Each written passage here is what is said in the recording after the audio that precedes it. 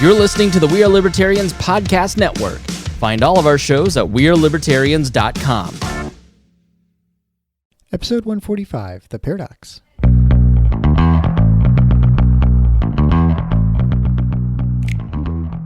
Welcome to The Paradox with your attending, Dr. Eric Larson.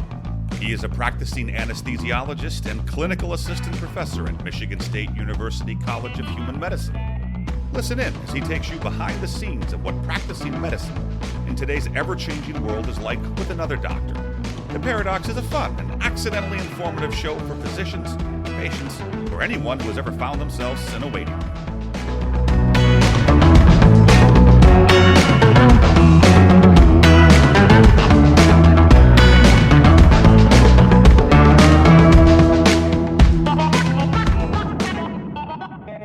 Welcome to The Paradox. I'm your host, Dr. Eric Larson. Thank you for joining me as we explore the U.S. medical system in a fun and informative format through expert analysis. And I'm delighted to have on Dr. Keith Smith again for a second appearance. He first appeared in episode 12. And we're going to talk about the Free Market Medical Association and his Surgery Center of Oklahoma, which is fairly well known at this point, which has fully transparent pricing, which he launched back in 2009, but has not accepted any government payers since its inception back in 1997. And it has not only survived, but it is now thriving. And he has started a movement to try and get more market pricing in not only surgery, but all sorts of financial interactions within medicine. Certainly something we talk about in this show quite a bit. But I think you'll find it a great discussion. We're going to even talk a little bit of crypto. And if you happen to be someone who's thinking about converting your surgery center or thinking about possibly adding some transparent pricing or looking for market share, there might be a few ideas here that will be useful for you during the show. As a reminder, you can go to theparadox.com/145. There you can get show notes for the links we mentioned in the show and also ways of getting hold of Dr. Smith and also useful sites and also our sponsor. Speaking of which, our sponsor for today, it's Deputy. In healthcare, there are smart pieces of technology that businesses can't live without. Deputy has become one of those essential platforms for more than 250,000 workplaces. It's helping medical practices schedule their staff more efficiently to meet peaks in patient demand. And it makes it easy to adjust schedules when the unexpected happens, like staff calling out sick. You can use Deputy on any device, on the go. Within a few minutes of picking it up, you'll see why it has hundreds of glowing reviews from managers and staff alike. To find out more and try Deputy for free, go to drpodcastnetwork.com/deputy. Well, and before we begin, don't forget you can always go to your podcast player of choice, select the 5 stars, give us a written review, and don't forget to share the podcast with your friends and family and colleagues. Well, without further ado, Dr. Keith Smith from the Surgery Center of Oklahoma in Surgery Without Insurance. Enjoy. Well, hi, I'm here with my friend Keith Smith. Dr. Smith's the owner and director of the Surgery Center of Oklahoma in Oklahoma City. He's been there since 1997, the Oklahoma Surgery Center. He's also the co-founder of the Free Market Medical Association, and he was on previously episode 12 of The Paradox way back in the heady days, pre-pandemic of 2018. So, Dr. Smith, thanks so much for coming back to The Paradox. Thanks for having me. Well, it's a delight to talk to you as it was before. And I want to just catch up with you because, well, things have changed a bit since we last spoke. Things are somewhat the same for you in the sense that you're still at the same surgery center. But how has the landscape changed for you, and how has business been for the Surgery Center of Oklahoma, up to the pandemic and then through the pandemic? Yeah, it's been a wild ride all over the country. Governors shut down elective cases, and so for a short period of time in Oklahoma, but for a longer period of time in surrounding states. Oklahoma has a good governor who actually shows moments of greatness. One of his moments of greatness, other than cooking hamburgers out in front of a PETA sign, was understanding that it was a mistake to shut down elective cases. So not long after he took bad advice and shut it down, which he realized I think was bad advice, he opened it back up. So Oklahoma, we were relatively open compared to surrounding states.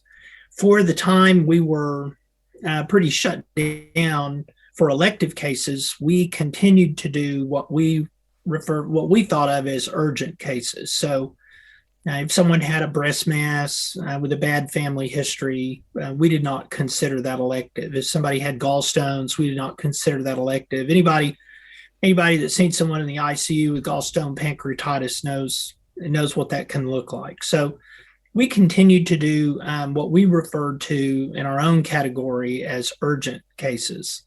When they lifted the ban, surrounding states sent us more of their refugees than we had seen ever.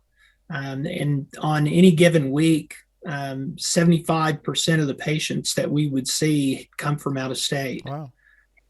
So surrounding states remain relatively locked down compared to Oklahoma. And so our reach outside of the state actually increased.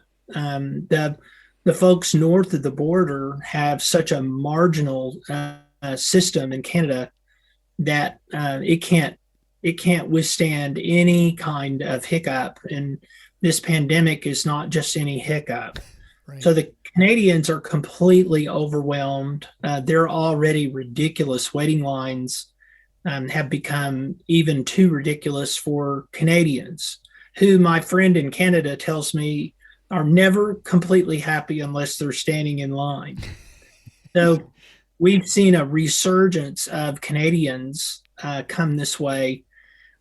Some of that's lately because, the Canadians would let people leave, but they wouldn't really let them back in without a whole lot of trouble. Right. And they've lifted many of the obstacles that'll let them get back in. So they're starting to travel to the United States, as so many of them do, to get their care. So it has been a wild ride. Even now, we have days like today where I was in the OR from 6:30 this morning until 3:30 this afternoon, just going as hard and fast as I could go, along with all of my partners. We're all hands on deck today. An extremely busy day. And then we'll have other days where it's kind of slow. And we've decided and speculated that that's just because some people still are kind of tentative about getting out and about. But then the next thing we know, we'll have another day like today where we're just completely covered up. And normally our volumes are pretty spread out during the week, pretty evenly. But that's the biggest change for us, are just these huge kind of roller coaster swings in what we're doing. You're kind of getting the viral surges too, right? They ebbs and flows, right? That's right. Do you feel like your market share has changed significantly? Like you mentioned, you're having more people from out of the country. And neighboring states, has that changed the nature of who's coming to get care in your center now? It has. My friend Jay Kempton, who runs the third-party administrator, the Kempton Group, whose idea it was to found the Free Market Medical Association, he speculated that when the dust settled, self-funded employers would run away from self-funding and toward the big carriers, that they would just bite the bullet and become fully insured, that this pandemic would bankrupt many of their self-funded plans. I speculated that because of the outrageous price gouging of the Death Star hospitals, that more and more employers would wake up and get angry and run toward self-funding. And we disagreed on that. And I think Jay has given me the nod. I think that my guess was correct. We see more and more self-funded employers that Jay and I refer to now as red-pilled. They've seen the price gouging hospitals take extreme advantage of the last 2 years. And it just out of principle, if nothing else, deciding not to patronize the cartel any more than they have to. Yeah, it's interesting. I had Ron Barshop on last episode from Primary Care Cures, and he has, he definitely talks to people who are doing direct contracting throughout the country, and his impression is similar to yours, that he feels like there's a momentum of sorts that is growing in this country, that people are moving towards more self-funding and just recognizing the tremendous cost savings that they can see. And I have the most vanilla run-of-the-mill sort of anesthesia group that exists, right? We just are traditional. We work at surgery centers, we work at hospitals, and we do mostly insurance-based care. And even our group's starting to look at ways of changing at least providing healthcare within our corporation, which is fairly large. We have, probably 300-400 people we're providing insurance for, maybe 500. And even for us, it looks like, it's at least worth entertaining. And so I think you're probably right that there are probably much larger corporations that have more people looking at this, that are looking for alternatives. And how does your surgery center fall into that? Because obviously you're in Oklahoma, so we're in Michigan and people are all over the country. So how do you do a lot of people really send people all the way across the country to have surgery at your center, or are they just finding alternative centers other places? Well, it's a little of both, primarily the former. We have contracts with employers in all 50 states, except for Hawaii. We've had a Hawaiian as an individual come see us, but we have contracts with employers everywhere, and they will pay the travel costs, the incidentals, the lodging, the dining, everything to get people here because the spread and the pricing is so great that's justified. More and more patients seem willing to travel and embrace this sort of medical tourism movement that is growing. There are vendors out there that are offering this concierge curb-to-curb service for any employer group that wants to go down this road, and the savings are astonishing. But what's happened is just what you would predict. Whenever your pocket gets picked, if you're a surgeon, a hospital, or a surgery center, you start to wonder, is this going to get out of control? How do I stop this? And then when you realize you can't stop it, then your next stop is, how do I get in on it? So I reach out to surgery centers, particularly those that have a component of physician ownership or control, and I give them a chance because this is missional for me. It's missional for Jay Kempton. We want these ideas to spread, and I'll give them a chance, and I'll say, listen, John Q. Doe is about to jump on a plane and fly to Oklahoma City and have his cruciate ligament reconstructed. So, he would rather stay home, for God's sake. Right, yeah. Do you want to step up and attempt to help this guy so he doesn't have to travel? And people hearing me say this may think I'm crazy, because this is business that would have come our way. But again, there is so much room out there for anyone who even wants to put their toe in the good guy kiddie pool. That there is so much room out there for physicians to step up and be the good guys. I hope in my lifetime that we really affect the volume of patients that are going to the Death Star hospitals and turn them away. But interestingly, we have had a lot of success, and surgery center will say, well, yeah, let us sharpen our pencil, and then, we'll get with the anesthesia guys, or I will contact the anesthesia group and say, hey guys, you're going to lose this case, but here's a chance. And, this is what I'll tell them, this is what I charge, to do, the anesthesia for an ACL with a block, and, get a hold of the surgeon, find out what his fee is, put a bundle together. And then the employer will pay the same clearinghouse that Surgery Center of Oklahoma uses. So the employer will pay as if the case were done at my facility. Mm-hmm. And the beauty of using that clearinghouse is that then I turn around and pay the surgeon, anesthesia, and facility. And that way, a group that has, or a group of physicians or facility that has carrier contracts doesn't have to worry that they're in violation of that contract by doing business in this way, because the clearinghouse cloaks them. All that could ever be discovered is the bundled price, not the breakdown, because we hold that close to the vest. So yeah, we are seeing facilities step up to try to stem the flow of patients away from them, kind of stop the hemorrhage. And we help them do that. And many times we'll help them do that through the same clearinghouse that we use at Surgery Center of Oklahoma. And so this allows a surgery center, to be sort of clear, it allows a surgery center to do traditional anesthetics and surgeries where they're using, Blue Cross, Blue Shield, Aetna, whoever, right, but also having the ability to have direct contract with employers in the who want to self-fund, right? So it's that's right. And then I tell them, listen, if you want to connect with this employer directly and form your own clearinghouse, fire me and do it. But, in the meantime, let me be your training wheels and help you get a taste of the good life. And then maybe it's contagious. And that's what we found.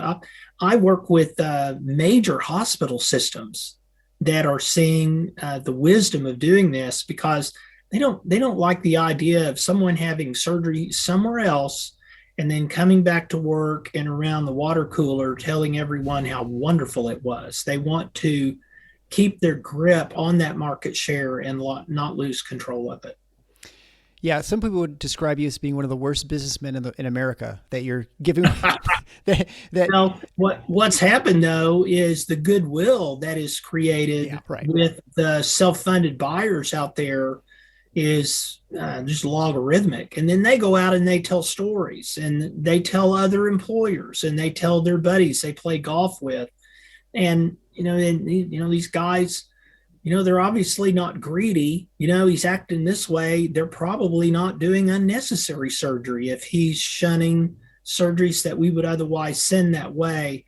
And the movement grows and the wagons circle more completely around all these ideas, and we all get busier and we all benefit. So once again, the amount of available turf out there for the good guys is not likely to be completely occupied in our lifetime.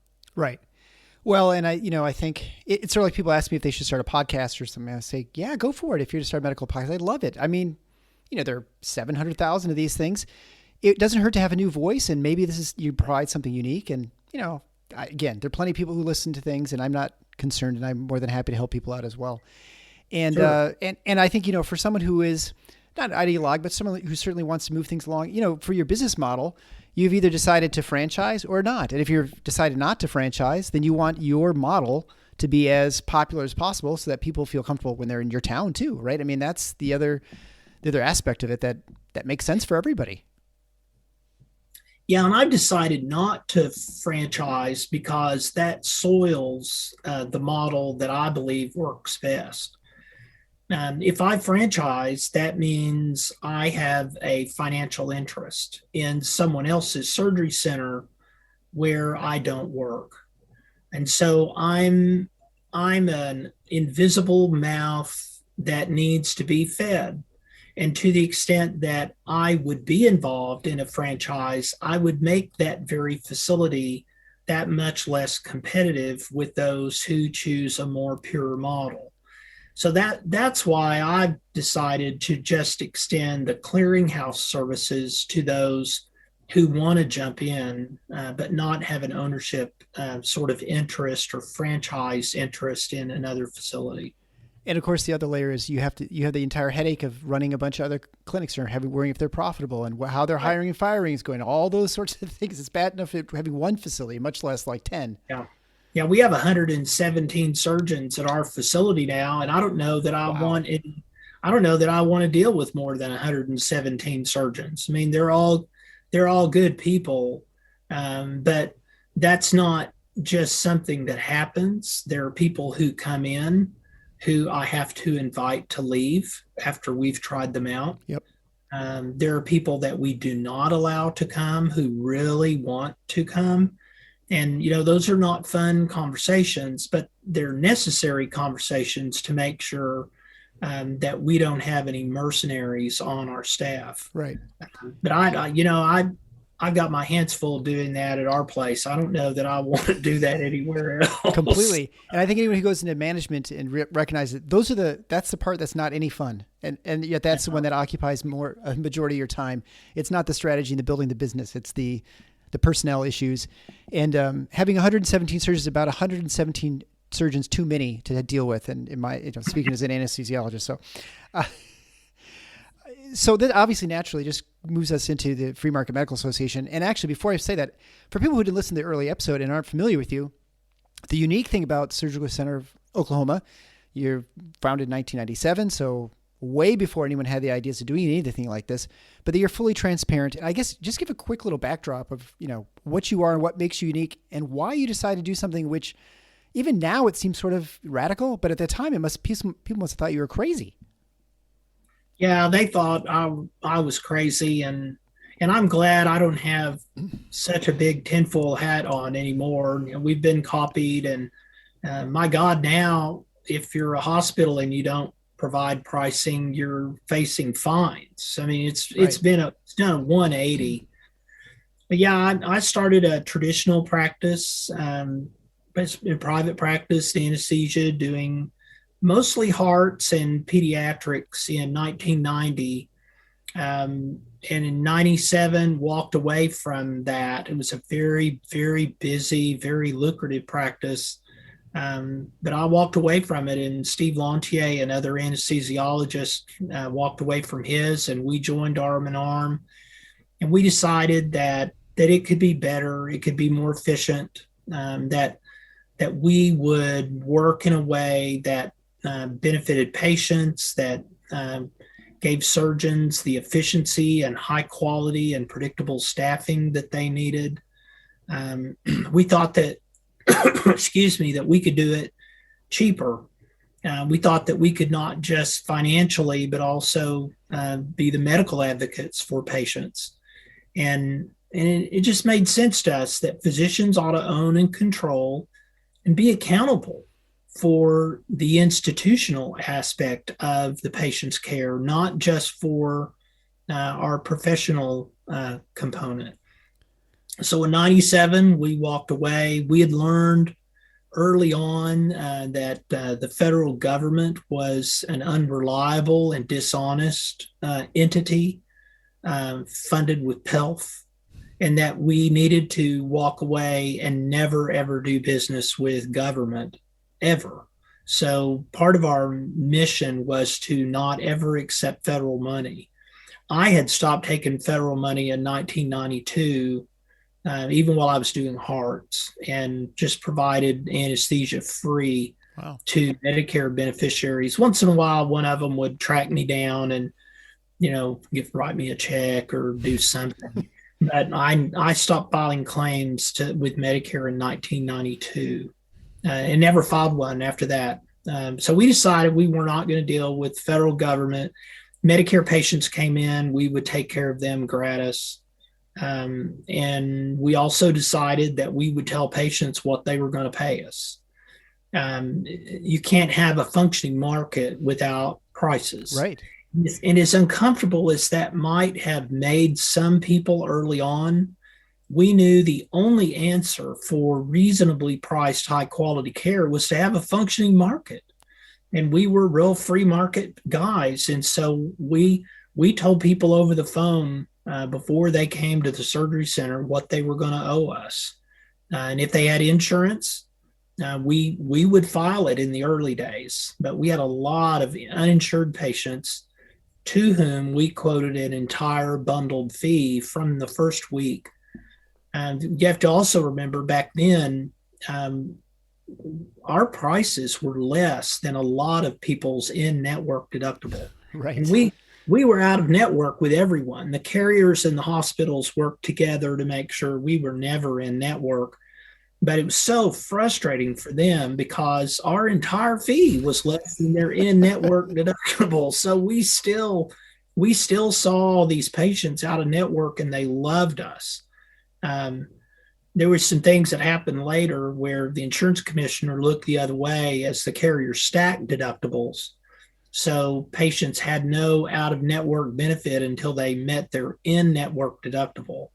Yeah. And that's actually forbidden in many other types of insurance. But yeah, they did that here, and that almost closed us. That happened in what year? That happened in about 2004. So by then we had moved into the facility we're in now and still filing out of network claims, but doing a lot of quoting over the phone to uninsured high deductible patients. But when they stacked deductibles, it almost killed us. And so in 2009, really as a last act of defiance, I posted the prices online, hoping that we would become more visible to the patients that had sticker shock or the self-funded employers. Right. We also wanted to start a price war. I wanted these so-called not-for-profit faith-based hospitals that were charging $30,000 for an inguinal hernia to get their comeuppance. I wanted people to start asking questions. Why in the world was this hernia $30,000 and everything was wrong with it? And this hernia was $3,000 and everything was right with it. Yeah. And we wanted to start a price war and really have people ask those questions. We also knew as free marketeers that there ought to be a line around the block to get into our place. We were cheaper, we were better, our reputation was unsurpassed, and our waiting room was empty. And we didn't understand the scams that were at work. I still don't claim to understand all of them, but we have a much better understanding of what's wrong and how the money flows because we put our prices online. That really was our third goal. And it's been very interesting and educating, and I feel vindicated in a really profound way because we've been copied and I've even got old hospital administrators that tried to put us out of business in the old days. They're now on board. They are. I am paying the very hospitals that tried to kill us. I am paying them through my clearinghouse because they have decided that this is inevitable. I mean, they know this market movement's inevitable. So I'm actually working with my old enemies, really. I mean, and whatever. Let's keep moving. Hey, when you've evangelized and people are on board, you don't kick them out of your church. You welcome them in, right? Like the prodigal son, right? You're thrilled to have them part of your movement. And so that kind of moves to the Free Market Medical Association. I started the show in 2018. I've said this many times on the show that I was very discouraged with medicine. I was concerned about where it was going, the problems with it. And if you ask me what the future of it was, I'd say it's doomed in many ways, right? Like it's going to be nationalized. It's going to be worse for physicians. And there's still certainly trends that look that way. But I have been so encouraged by meeting so many disruptive people, innovative people within the market space who, despite all the regulatory hurdles and all the way the system works, still find ways to deliver superior care for low prices and really, make patients and physicians very happy that they're part of the system. I mean, obviously you're one piece of this, but there are lots of other people. So what is the FMMA? Because I imagine that is sort of a collection of these sorts of people and where people bounce ideas off this. What is your goal with this organization and how have you grown and how's it changed over the last couple of years? Yeah, the Free Market Medical Association was Jake Hempton's brainchild. I mean, we started working together and his third-party administrator competitors, and for your listeners, a third-party administrator is one who administers a self-funded health plan. So self-funded employers pay for their employees' health needs out of operating revenue. But they throw the checkbook to someone like Jake Kempton and tell him, manage and pay these bills. So that's why they're called a third-party administrator. It's third-party administrator of a self-funded health plan. So Jay's competitors, the other third-party administrators, wanted to know, how in the world do you work with a lunatic surgery center like these guys? And so Jay would have these long conversations with them about, this is how I'm doing it.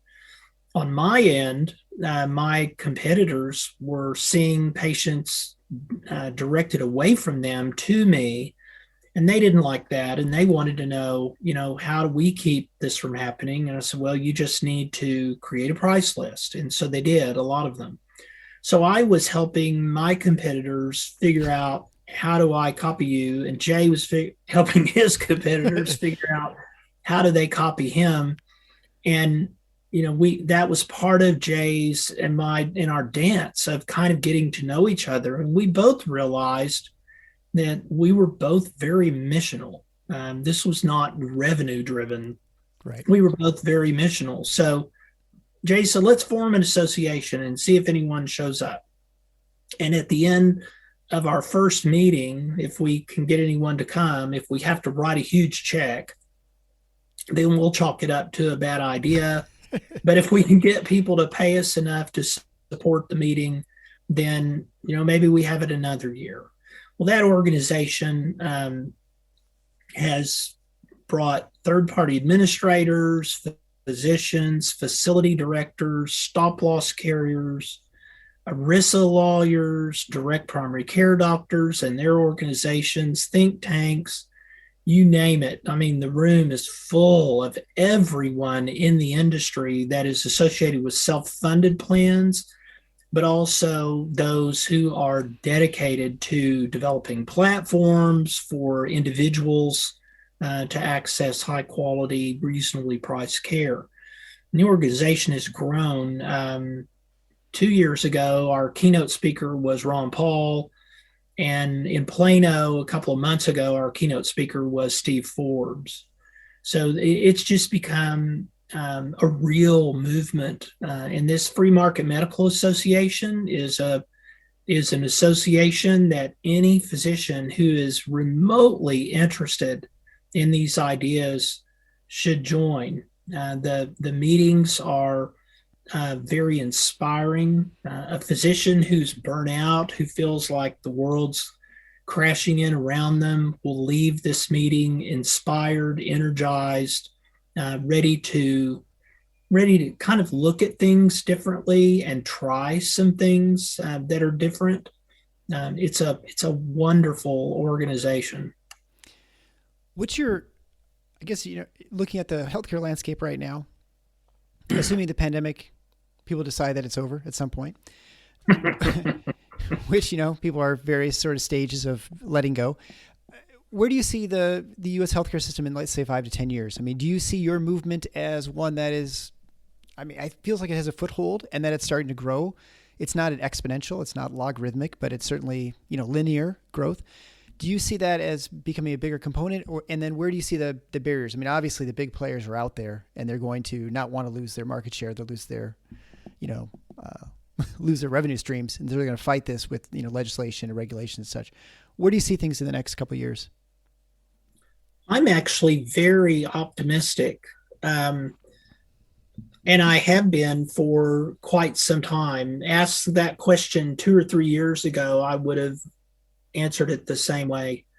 As a student of the market, as a student of economics, Austrian economics in particular, I firmly believe that the market and its power and beauty is a much greater force than anything that the tyrants and goons can come up with in DC. So once you begin to understand the power of mutually beneficial exchange and how both parties are enriched through that exchange, it becomes incredibly difficult to break individuals up or entities up that are doing business together in a way that both parties benefit. It's extremely powerful, and I think that the only issue I would take with your question is I think the growth is not linear. Okay. I think the growth is actually is logarithmic. When I look at the size of Jay Kempton's organization when he and I met, and the size of the Kempton group now, and when I look at the size of captive organizations that we deal with, or even organizations that encompass municipalities that we deal with, those organizations have grown, and they've grown away from the traditional system. This is a very worrisome time for the Blue United Sigma Aetna crowd. This is a very worrisome time, I think, for the big hospital systems. They know that this market movement is inevitable. And witness to that, I'm doing business with big hospital systems with my clearinghouse. So, I tell people if a Canadian travels to Oklahoma City to have surgery, you don't really need to know anything else about the Canadian healthcare system. That I am buying services from major hospital systems in my area with my clearinghouse is all you need to know about their view of the inevitability of the market taking over. Yeah. So once people are exposed to cheaper and better, it's really hard to get that horse back in the barn. So I remain optimistic. I'm not a fool. I'm not Rebecca from Sunnybrook Farm. I'm not naive. And I do know that the bad guys, the black hats, as Jay Kempton calls them, they're out there, they're active, they're always looking for ways to preserve the status quo. And as much as we like to slap them around in the hospitals and big pharma, it's really important everyone remember who the true evil bad actor is. And that's Uncle Sam. Uncle Sam grants all these favors to these cronies. And Uncle Sam always drives the getaway car in this heist. So we all have to remember it's the state. It's the state that is the truly evil actor that auctions off all the favors that have created this system that's not broken. The system works exactly like it was designed to, and that's to line the pockets of all the trash. Right. Well, and I think to your point, I look at, Trump signed executive orders on hospital transparency, and Biden's administration seems like they're going to uphold those. But, to what we would believe, if with a market, you don't need an order saying there has to be transparency, because naturally, if there's a regular market, it would be a requirement for a market to operate. Like you mentioned initially, when you started out, you said we have to have prices, we have to have an idea of where the scarcity is of the products, whether it's time for physicians or skills or whatever. And so these executive orders are kind of silly in some ways. They're just forcing market forces into what should normally be there anyway. And as soon as people are in charge of their money, moving it around, whether it's an employer or the actual patient, I mean, clearly they're going to demand that sort of thing. And you can not want to provide it, but if you don't, then you just won't get any business. And so it's sort of a natural occurrence in the market. Yeah. The way I look at the Trump executive order and mandate is as follows.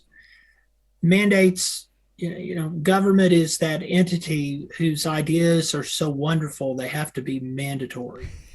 So mandates are really bad for a couple of reasons. One is they provide unscrupulous legislators, which is basically all of them, an opportunity to sell exemptions.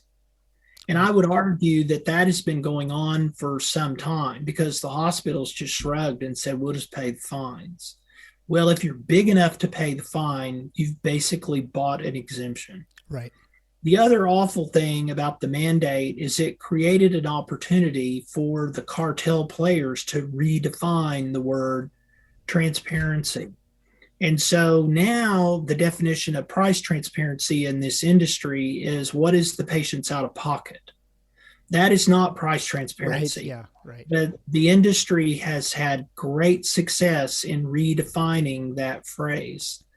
The good thing about the mandate is that it's completely altered the narrative. Yes. Now these price gougers have the scrutiny that they've so long deserved, and the light is shining on them, not on me, you weirdo posting prices. Now the light is on those who really need that scrutiny.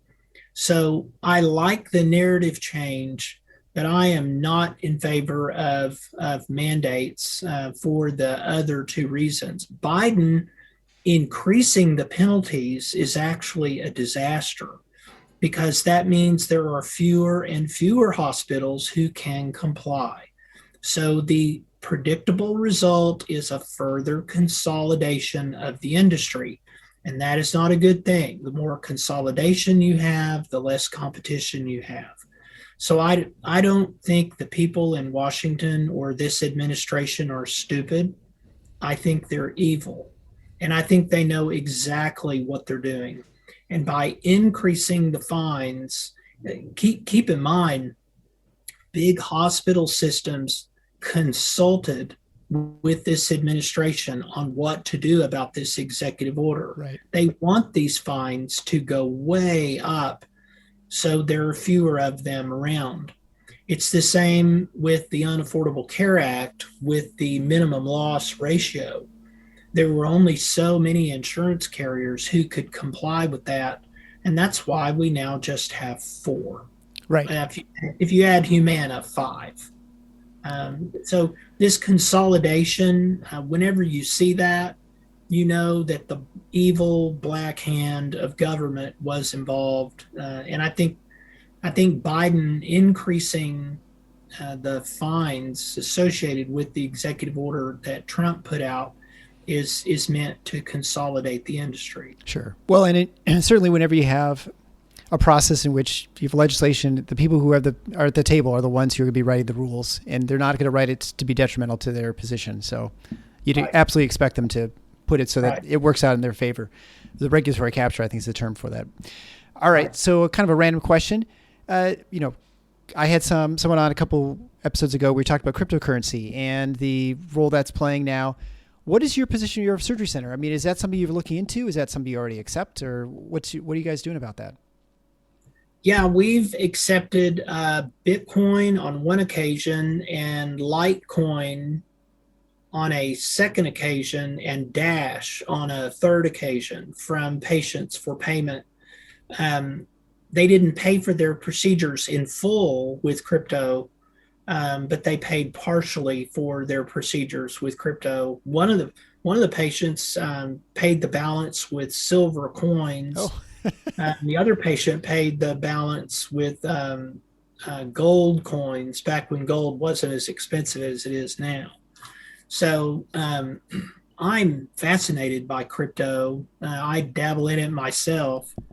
I don't pretend to understand it at a truly deep level, but the position of the seller is many times to accommodate the preferences of the buyer. Sure. Otherwise, you endanger their coming to you to buy from you in the first place. So we are positioned to accept crypto. We have accepted crypto. I look forward to accepting more. The first time we accepted Bitcoin, by the time I got around to exchanging it, in order to pay all the parties involved in the care episode, it had gone up radically. And I thought I'll just leave it alone. And I forgot about it for about 3 years. Oh. And then it just went insanely up. So that was a good move. I'd opened up my Coinbase account I'd forgotten about associated with the surgery center and just shook my head. So yeah, I'm a fan of crypto. I think anyone that dabbles in crypto or in precious metals is making a bet against government and its counterfeit currency. And I think that is a good bet. Government continues to debase the dollar with all of the printing. So I think a bet on crypto or for precious metals is a bet against the dollar. And I think over time, that's a very good bet. I'm always fascinated when crypto goes way up and gold falls. That is a very strange, that's a very strange thing to me, but something I watch and I think is very interesting. Yeah, certainly. I don't understand a lot of the things. I imagine a lot of it has to do with the maturity of the market and how liquid is, or how, what sort of investors are in it versus institutional versus retail stuff. Again, I don't understand, but I have people ask me all the time, like, I don't understand it. I sort of understand, but I don't really know how a credit card works, to be honest. I mean, I kind of vaguely know, but I don't really need to know. I don't need to know how my car works, except that when I turn the key and I put gas in it, it runs. So, some things that you don't really need to know. Is finally, when it comes to a surgery center, let's say a surgery center is out there, someone's listening right now, and they're like, this seems intriguing. We're we're an independent center. Can you just dabble in this? What's the first step? Because you mentioned that there's a clearinghouse. Is that something that just reaches out to you or finds some third-party administrator and said, hey, we're interested in maybe doing this and see if we can get some, get some business that's in town? Yeah, I would encourage anyone that's interested in dabbling in this to join the Free Market Medical Association. Reach out to me. My email is all over the website. It is. Look at a website, atlasbillingcompany.com, and know that if you want to post a price or 10 or 20 or all of your pricing in complete anonymity, that you can do so there. Oh. And I will post the prices there for you. If you're a member of the Free Market Medical Association, the same is true on the Shop Health tab on the website.